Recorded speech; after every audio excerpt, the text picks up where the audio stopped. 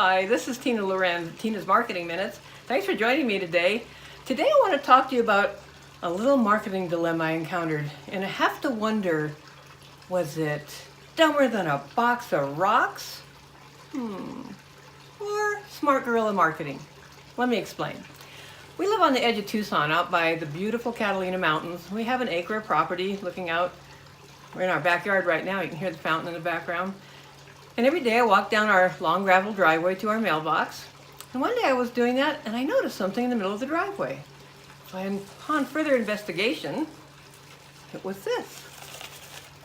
Cheap plastic bag, probably dollar store quality, not a Ziploc, has a knot tied in it, a bunch of red rocks, which are in great supply around here, free, and a business card. So I looked at it, it's for flagstone and walls, stucco, fireplaces, big county masonry, shouting out to you, little free plug here.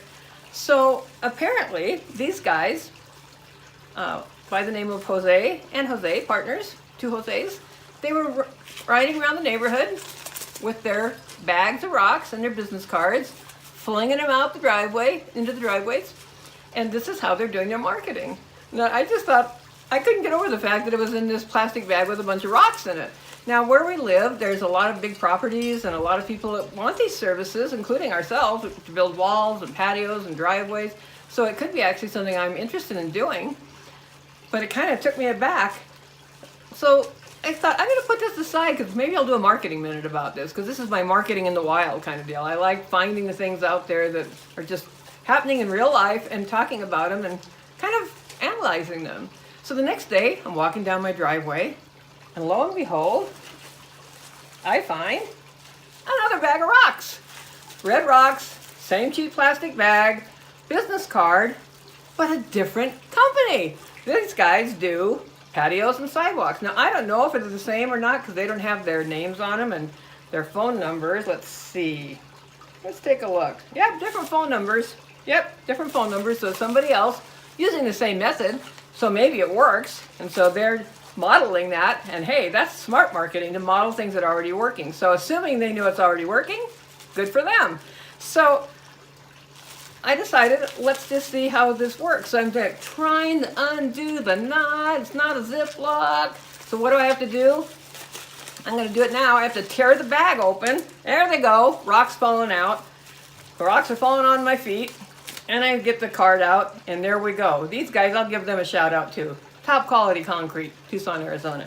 So, you know, on the one hand, it's kind of like, oh, seriously? But on the other hand, one of the things I advise my clients and people that I coach and mentor, one of the things I'm frequently telling them is, hey, just throw it out there. I literally say that. Throw it out there and clean it up later. Just get started.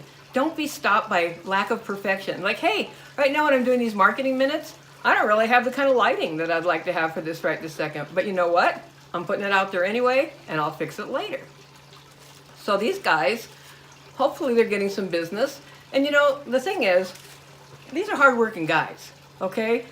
Sometimes we drive into town at some of the intersections, there's people standing with signs. They've spent money to buy the materials to make the sign, begging for money, not begging for work, begging for money.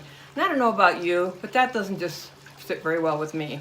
I've been down at the bottom in my life and back up again, and I never stood on the corner and asked anybody for money. And believe me, I had none. At one point, I was actually homeless. So I know there's always something you can do, and these guys are out there doing it.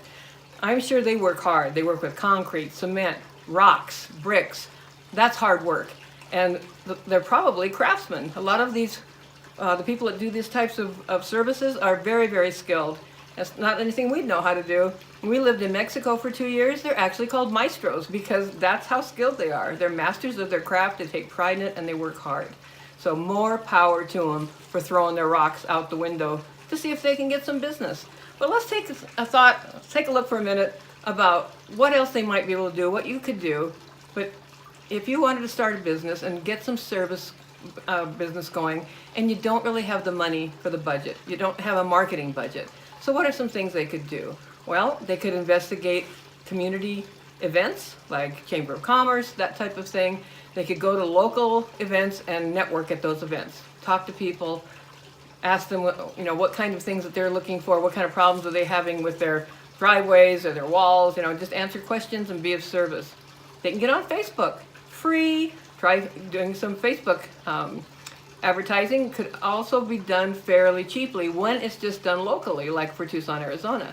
Putting up a simple web page, even just one page for this type of a service, where there's going to be some graphic illustrations of what they actually do, pictures of walls they've completed and patios that they've done, a way to contact them. Maybe they're even get a little more sophisticated, even having an opt-in so they can communicate with people. Maybe offering a discount coupon for their work if you answer through their ad. And getting yourself known in your community. You can use keywords on a website for a town that will help people find you just with natural organic search. So Tucson bricklayer kind of a thing could be something that they put on their site. You could also be investigating other social media like Instagram and Twitter, Facebook, Pinterest, where there'd be, Pinterest is actually a search engine, not just social media, it's really a search engine. So having graphic illustrations of what they do on a platform like that could also help them to generate some business. Having flyers made, they've already got business cards, having some flyers made, maybe posting them in places like garden centers and nurseries. We have some beautiful nurseries here, and seeing if they can get any kind of arrangement with them. And of course, client referrals, best thing of all. If you have a happy customer, ask them to refer you to another one. So overall, I give these guys A+ for effort. Even though it might not be the most graceful way to market, it's better than doing nothing. And you know what? Maybe not so dumb after all. Thanks for joining me. Until next time, this is Tina Lorenz.